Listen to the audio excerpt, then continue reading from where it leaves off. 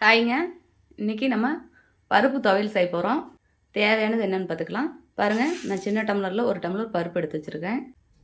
மிளகா, கொத்தமல்லி, ஜீரகம், மிளகு இதெல்லாம் வறுத்துக்கலாம். எண்ணெய் சேர்க்காமல் வறுத்துக்கலாம்.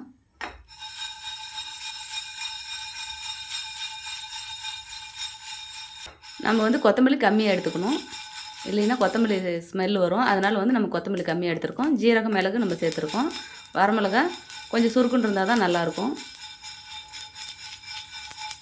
வறுத்தாச்சு பாருங்கள், இந்த மாதிரி நல்லா படப்படன்னு வெடித்து வருது பாருங்கள். தனியாக கொட்டி ஆற வச்சுக்கலாம். பருப்பு சேர்த்துக்கலாம், எண்ணெய் சேர்த்துக்கலாம்.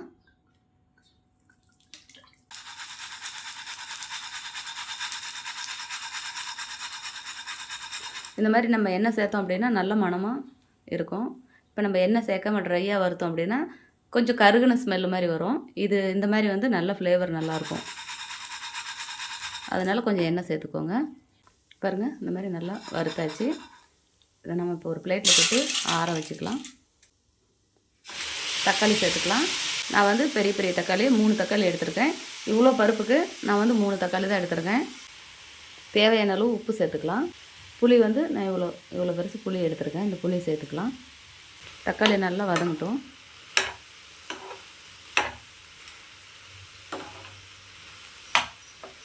இதுக்கு வந்து நம்ம வெங்காயம் எதுவும் சேர்க்கல. வெங்காயம், தேங்காய் அதெல்லாம் எதுவுமே நம்ம சேர்க்கல. இதை மட்டும் தான் சேர்க்குறோம். அதே நம்ம வெங்காயம், தேங்காய் எல்லாம் சேர்த்தும் செய்யலாம். ஆனால் அந்த டேஸ்ட் வேறு மாதிரி இருக்கும். நீங்கள் இந்த மாதிரி செஞ்சு பாருங்கள், இந்த டேஸ்ட் வேறு மாதிரி இருக்கும். நல்லா சூட சாதத்துக்கெல்லாம் செம சூப்பராக இருக்கும்.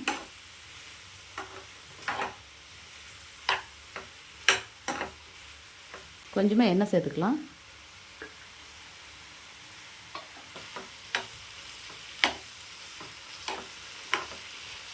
பாருங்கள், கொஞ்சமாக தண்ணி சேர்த்துருக்கேன். கொஞ்சமாக தண்ணி சேர்த்து நல்லா இந்த மாதிரி வதக்கலாம். பாருங்கள், நல்லா வதங்கிடுச்சு. இதை நல்லா நம்ம ஆற வச்சு நம்ம பறிச்சிட்டு வந்துடலாம். சட்னி நம்ம தாளித்து விடலாம்.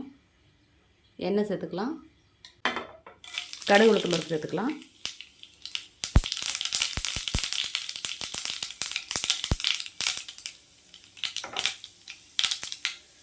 கருவேப்பிலை சேர்த்துக்கலாம்.